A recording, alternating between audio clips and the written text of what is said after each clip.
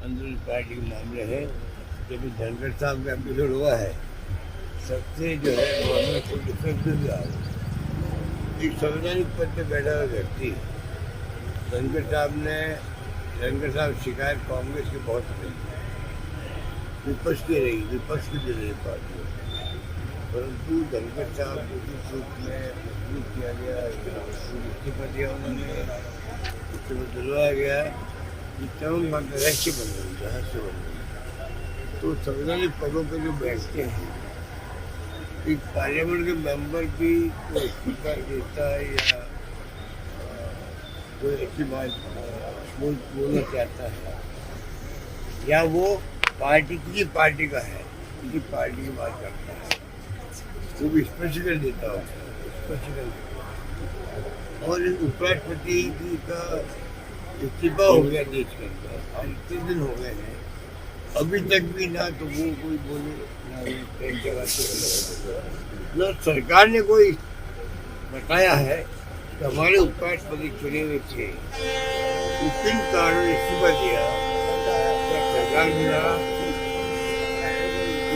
ना इस्तीफा की मंत्रियों के बीच में या प्राइम मिनिस्टर के बीच में या धनखड़ साहब के बीच में, क्या किसी को नहीं मालूम, और वो भी मौन धारण किए हुए हैं। तो ये घटना मामूली नहीं है। संवैधानिक पद पे आप किसी को अगर मजबूर कर देंगे, राष्ट्रपति को अगर कर देंगे, जो सुनते हैं हम लोग मजबूर होकर इस्तीफा दिलवाया गया, जो भी है, किसी को नहीं मालूम है, सुनी बातें हैं। तो संवैधानिक पद से CBI सभी जो होते हैं बड़े बड़े पदों पर, संवैधानिक पदों पर होते हैं, उनके इस्तीफे से उनके लिए स्पष्टीकरण देश को देना पड़ता है। क्यों हमने इस्तीफा दिया, पूरे मुल्क को बताना पड़ता है। क्या धनखड़ साहब अवसर दिया गया क्या, तो आपने बताए तो मेरा इस्तीफा किया, उसके बाद मंजूर करते वो।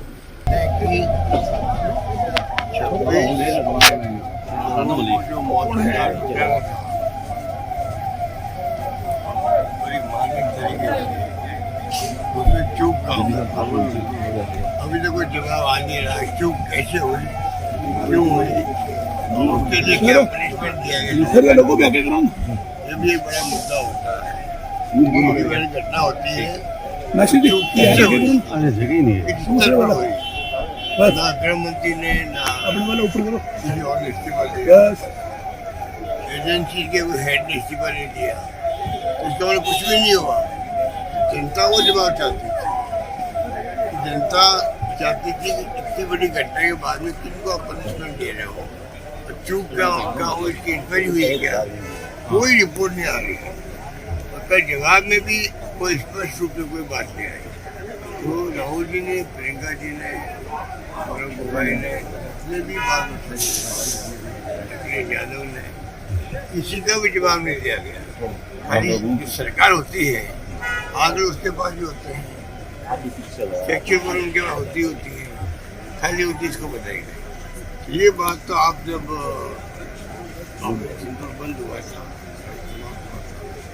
तब जो मांग उठी थी आप पार्लियामेंट मिला, तो क्या फर्क पड़ता है, उसको मिला लेती है, उस वक्त देशवासियों के सामने बात आती है, जवाब साल होते हैं, जनता ज़्यादा संतुष्ट होती है।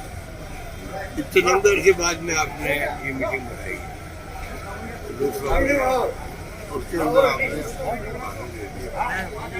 पुराना क्या बता रहे, 62 का, 60 का, 71 का, 65 का, तो वो तोड़ मरोड़ इतिहास को तोड़ के मरोड़ के आप पेश कर रहे हैं, ये तुक नहीं था, उनके जो बड़ी उपलब्धि थी उसके किसी गर्व नहीं था। ये बड़ा टुकड़े हो गए, बन गया, उसके सपना समझना होगा क्या गलती रही, आप ये नहीं कर, कोई इलाज नहीं इसका।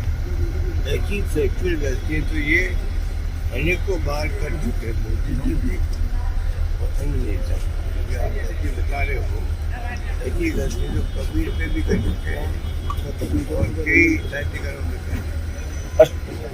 अशोक, आप कई बार ईडी, सीबीआई और जुडिशरी को लेकर बात करते रहते हैं, 3 बार आप सीएम रहे हैं, आपको क्या लगता है इमरजेंसी हालात जिस तरह के आप जिक्र कर रहे हैं, इस तरह के हालात हैं, क्या आपने भी कभी इस चीज़ को महसूस किया कि विपक्ष एक बड़े चेहरे के रूप में आप राजस्थान में राजनीति कर रहे हैं, जिस तरह से आप कह रहे हैं दबाव में संस्थाएं काम कर रही है? देख रहा है तीनों एजेंसी इम्पोर्टेंट है, वे भी क्या पता बिहार के चुनाव को लेकर भी यहाँ पर फाइनेंशियल इरेगुलेटरी होती है, फ्रॉड होता है, क्राइम होता है, उसके लिए अच्छी एजेंसी और जिस प्रकार आने के बाद जो हुआ उसके लिए मैं कहता हूँ देश के अंदर आतंक मच गया और 193 रजिस्टर्ड किए ईडी में। पार्लियामेंट का जवाब मेरा नहीं, गवर्नमेंट का जवाब है कि जो केस में उनको खत्म करना। कितने लोग तंग किया गया होगा, उनके घरों में गए होंगे, छापे डाले होंगे, महिला है, माता है, बहन है, 18 घंटे नहीं 3 दिन तक मारे।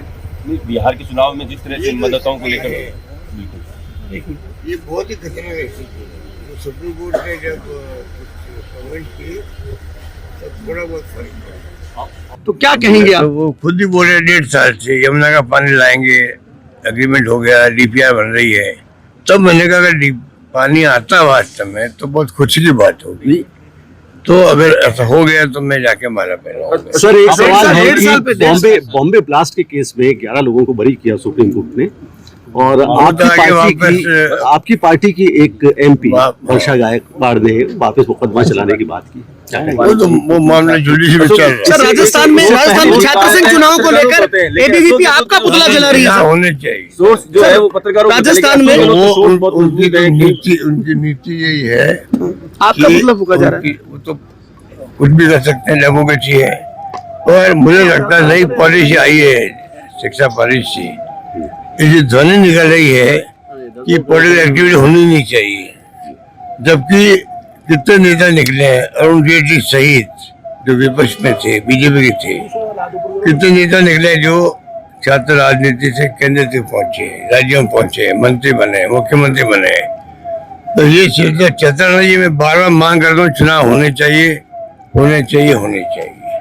हमने पोस्टपोन किए थे खाली, हम उम्मीद थी सरकार हमारी बनेगी, बनते पहला काम करेंगे चुनाव करवाने की, सरकार नहीं बन पाई। अब ये बहानेबाजी को नहीं करनी चाहिए।